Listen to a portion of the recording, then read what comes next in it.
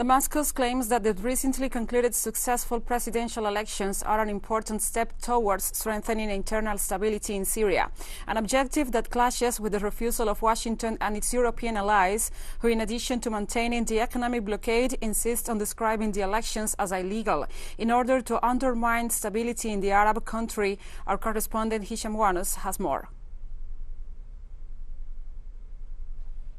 Following the re-election of President Bashar al-Assad, the European Union announced its decision to maintain its sanctions imposed on the Syrian government for one more year until June 1, 2022.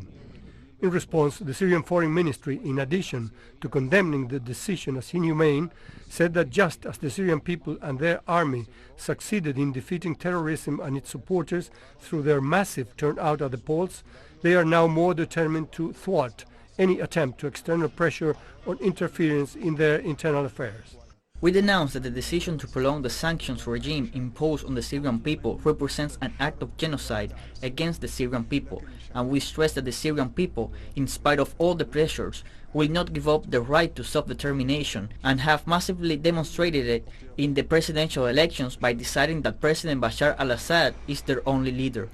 According to several U.S. officials who illegally entered the region of Al Jazeera in northern Syria,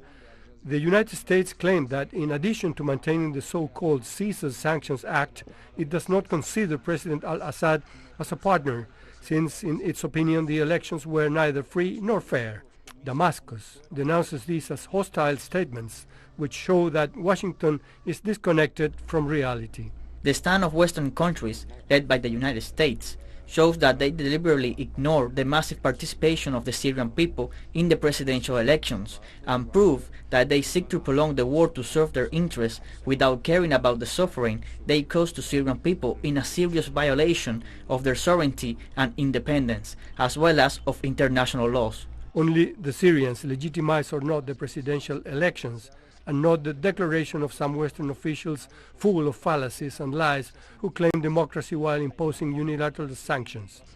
Occupying other people's lands and stealing their resources,